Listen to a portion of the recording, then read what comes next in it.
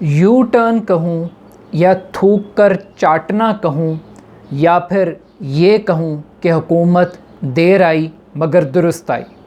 गुज़श्ता रोज़ वज़ीर-ए-आज़म ने हमें ये बताया कि अगर हमने फ़्रांस के सफ़ीर को निकालने की करारदाद कौमी असम्बली में पेश की या निकालने का फ़ैसला किया तो मुल्क की मईशत पर बड़े मनफी असरात मुरतब होंगे।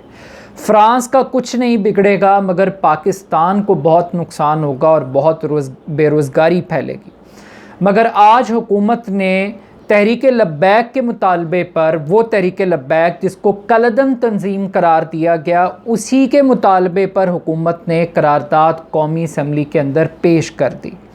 अब सवाल ये पैदा होता है कि आखिर 24 घंटे में ऐसा क्या तब्दील हुआ कि वो मुतालबा जो पाकिस्तान की तबाही के मुतरादिफ था, हुकूमत ने उस मुतालबे को कबूल कर लिया। और अगर यही कुछ करना था तो फिर हुकूमत ने साद रिजवी को गिरफ़्तार करने का ड्रामा क्यों किया? फिर हुकूमत ने लाशें क्यों गिराईं?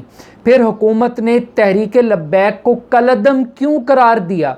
और उससे बढ़कर जो इस पूरे हफ्ते के दौरान लाकानूनियत देखी, लोगों की प्रॉपर्टी का लॉस हुआ, जानो माल का नुकसान हुआ, पुलिस वालों की हलाकतें हुई, लोग ज़ख्मी हुए, ये वाक़यात फिर क्यों रूनुमा किए गए? क्यों नुकसान करवाया गया? क्यों अगर ये मुतालबा पहले ही तस्लीम कर लिया जाता तो शायद ये वाक़यात ना होते।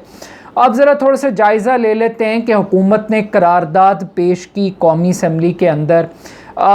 वो कहते हैं जी दूध भी दिया तो महंगना डाल के, कुछ इसी किस्म का मामला है कि एक प्राइवेट मेंबर के थ्रू जिसका ताल्लुक़ तहरीक इंसाफ से है, हुकूमत ने करारदाद पेश करवाई। हुकूमत के किसी वज़ीर ने करारदाद पेश नहीं की, यानी कि हुकूमत ने ज़ाती हैसियत के अंदर ये काम ज़रूर हुआ मगर हुकूमत के प्लेटफॉर्म से करारदाद नहीं आई। अब इस करारदाद के अंदर एक बड़ी इंटरेस्टिंग बात है। बात यह है कि हुकूमत कहती है कि जो बैनुल-अक़वामी मामलात हैं, ताल्लुकात के मामलात हैं, वो रियासत का काम है उसको तय करना। किसी ग्रोह या फ़र्द को ये इख्तियार नहीं दिया जा सकता कि वो दबाव डाल कर फ़ैसले मुसल्लत करे, फ़ैसले करने का इख्तियार उसको दिया जाए। अब हुकूमत जो करारदाद लेकर आई है वो एक जमात के मुतालबे के ऊपर लेकर आई है और जमात ने प्रेशर डालकर मजबूर किया रियासत को वो ये काम करे। तो जो करारदाद ख़ुद एक प्रेशर का नतीजा है, उस करारदाद के मतन को अगर हुकूमत पढ़ ले तो शायद हुकूमत अपना ही मजाक उड़ा रही है कि हुकूमत को कुछ संजीदा नहीं ले रहा। अब एक तरफ कौमी असम्बली के अंदर सर्टिफिकेट बांटे गए कि वो ख़त्म नबूवत के बहुत बड़े मुजाहिद हैं और बहुत बड़े सिपाही सलार हैं, बट दूसरी जानिब हमने ये देखा कि मैसेज तो कम्युनिकेट ये किया गया कि अपोजिशन हो या हुकूमत इस मामले पे दोनों मुत्तफ़िक हैं, लेकिन रियलिटी ये थी कि ना हुकूमत मुत्तफ़िक थी ना अपोजिशन मुत्तफ़िक थी। क्योंकि सबसे पहली और इम्पॉर्टेंट बात ये थी कि जो करारदाद थी वो मजबूरी के तहत लाई गई, वो नज़रिए ज़रूरत के तहत लाई गई और वो दिल से नहीं लाई गई। अगर दिल से लानी होती तो फिर शायद 3 माह पहले आ जाती।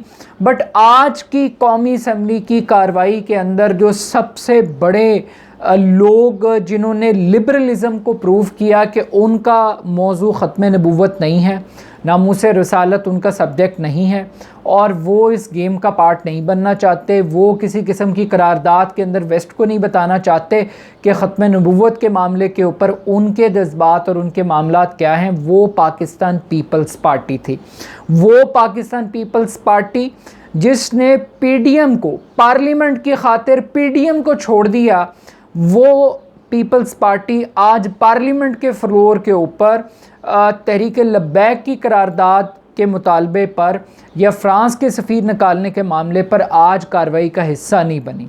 और उन्होंने एक अजीब ड्रामा किया कि हम पार्लियामेंट के पीछे छुपने नहीं देंगे, मुआहिदा पेश नहीं किया गया। अब मुस्लिम लीग नून ने, एहसन इकबाल ने, शाहिद खाकान अब्बासी ने हुकूमत को तनकीद का निशाना भी बनाया, अपनी तजावीज़ भी फ्लोट की।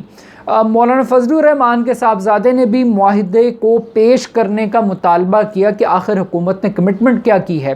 तो वो सारी बातें जो बिलावल ट्विटर पर बैठकर पाकिस्तानी सोसाइटी के लिए कंजम्पशन के लिए वो कर रहे थे, अगर वो बातें पाकिस्तान की पार्लियामेंट के फ्लोर पर आकर करते तो शायद ये बहुत बेहतर मैसेज जाता। लेकिन चूँकि वो यूरोप के अंदर ये प्रूव करना चाहते हैं, वो फ्रांस की गवर्नमेंट को इस्टेब्लिश करवाना चाहते हैं कि जो मज़हब की बुनियाद पे सियासत है उससे पीपल्स पार्टी का कोई लेना देना नहीं है। ये जो जज्बाती मौज़ूआत हैं ये बाकी लोगों की तो रिक्वायरमेंट हो सकती है, लेकिन वेस्ट के लिए जो हमारे जज्बात हैं पीपल्स पार्टी के वो बिल्कुल मुख्तलिफ हैं बाकी सियासी जमातों से। तो आई थिंक कि आज उन्होंने अपने आप को डिफ्रेंशिएट किया है कि वो ख़त्म नबूवत के मामले पर और नामूस रिसालत के मामले के ऊपर ना वो हुकूमत के साथ हैं ना वो अपोजिशन के साथ हैं, बल्कि वो शायद वो इनडायरेक्टली उन्होंने एब्सटेन करके फ्रांस की और यूरोपीय यूनियन की सपोर्ट की है और इस इक़दाम की उन्होंने मुखालफत की है। तो आज आई थिंक कि बिलावल भुट्टो की जो मकरूह और मुनाफिकाना जो स्टेप था वो बहुत बुरे तरीके से एक्सपोज हुआ है। लेकिन इससे आगे बढ़कर एक और चीज़ प्रूव ये हुई है कि साद रिजवी साहब को जब रिहा किया गया तो उससे पता ये चला कि आपको अगर इस मुल्क के अंदर कोई भी मुतालबा तस्लीम करवाना है तो उसके लिए आपको स्ट्रीट पावर दिखानी पड़ेगी, आपको आग जलानी पड़ेगी, इमलाक को नुकसान पहुंचाना पड़ेगा, लाशें गिरानी पड़ेंगी, कत्ल होना भी पड़ेगा, कत्ल करवाना भी पड़ेगा। अब ये बड़ी बदकिस्मती की बात है, वो काम जो पीसफुल तरीके से 3 माह पहले हो सकता था हुकूमत ने उसको करने से इनकार किया, जो सही तरीक़ाकार था, एक जायज़ तरीक़ाकार था कि वो यही काम अगर हुकूमत पीसफुल तरीके से कर लेती तो कौन सी क़यामत आ जाती। मगर हुकूमत ने एक सिचुएशन को क्रिएट किया, एक लॉ एंड ऑर्डर की सिचुएशन को मेंटेन किया।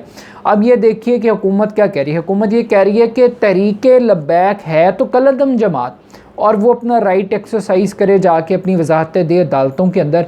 बट एक सोचिए कि एक कलअदम जमात के मुतालबे के ऊपर पाकिस्तान की पार्लियामेंट में आज बहस हो रही है, आज करारदाद आ रही है।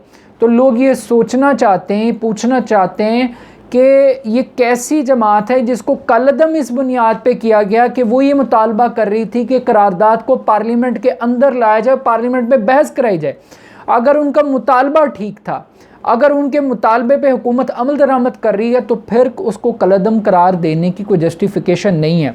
लेकिन अगर मुकदमात हुकूमत ख़त्म कर रही है और हुकूमत तहरीके लब्बैक के साथ अच्छी दोस्ती की पिंगें बढ़ा रही है तो ये चीज़ जो है वो लम्हा फ़िक्रिया है उन तमाम लोगों के लिए जो रियासत की रिट की बात करते हैं, जो ये बात करते हैं कि कोई गिरोह रियासत को या पार्लियामेंट को डिक्टेट नहीं कर सकता।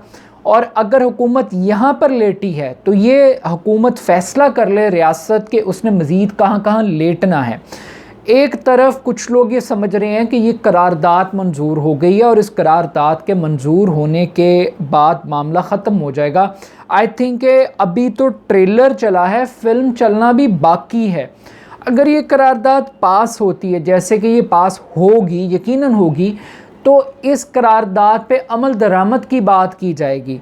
तो क्या हुकूमत तैयार है फ्रांस के सफ़ीर को भेजने के लिए? क्या वो जो महंगाई का, बेरोज़गारी का, गुर्बत का जो मंजन वज़ीर आज़म साहब ने बेचा था कल, क्या हुकूमत उस मंजन के साथ खड़ी होगी या वो इस करारदाद के साथ खड़ी होगी? तो आई थिंक कि हुकूमत के लिए ज़्यादा बड़ा चैलेंज इस करारदाद की मंजूरी के बाद अमल दरामद करवाना है इस करारदाद के ऊपर।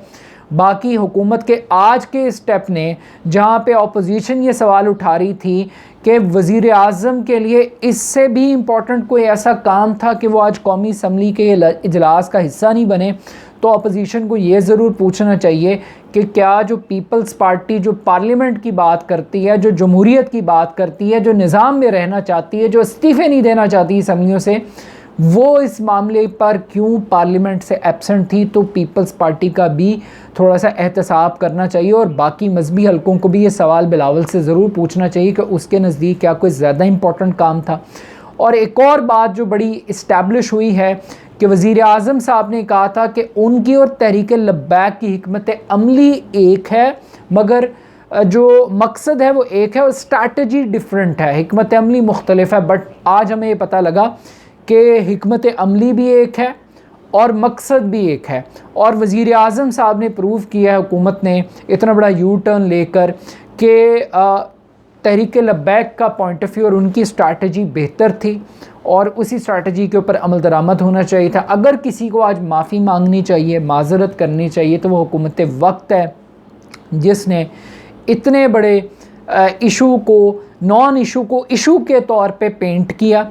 लोगों की जानें गईं, लोगों की इमलाक गईं, और जिनको दहशतगर्द कहा उन्हीं सो कॉल्ड दहशत गर्दों की आज हुकूमत मुतालबे के ऊपर वो सारे काम कर रही है। तो बेहतर यही होता कि हुकूमत जूते खाने की बजाय अगर इज़्ज़त से प्याज खा लेती तो ज़्यादा बेहतर होता। तो थूक कर चाटने की जो पॉलिसी और स्ट्रैटेजी तहरीक इंसाफ ने अपनाई है, सियासी मामलात में तो ये चल सकती है, वज़ीरों को बदलने के मामले में चल सकती है, लेकिन आई थिंक कि जहाँ पे लोगों के मजहबी जज्बात हों वहाँ पर रियासत का सिलेंडर करना और थूक कर चाटना ये बहुत अफसोसनाक अमल है। अगर आप साद रिजवी को रिहा करने पर अगर हुकूमत मजबूर हुई है तो फिर तहरीक लब्बैक के ऊपर पाबंदी हटाने के मुतालबे पर भी हुकूमत को एक स्टेप पीछे हटना पड़ेगा। और ये हमारे लिए कोई चंबे की बात नहीं होगी कि आने वाले इंतखाबात में तहरीक लब्बैक और तहरीक इंसाफ मिलकर इंतखाबी सियासत के मैदान में उतरें, क्योंकि सियासत के सीने में दिल नहीं होता, सियासत में कोई मोरालिटी, कोई अखलाकी असूल नहीं पाए जाते। अगर अखलाकी असूल पाए जाते तो कम से कम वज़ीर आज़म रियासत मदीना की बात करके अपनी बात का पहरा ज़रूर देते, लेकिन उन्होंने साद रिजवी के नक्शे कदम पर चल के साबित कर दिया कि रियासत की कोई औकात नहीं है, रिट की कोई औकात नहीं है, और जो गिरोह भी उठेगा और मुतालबा करेगा उसको तस्लीम किया जाएगा। बहुत शुक्रिया।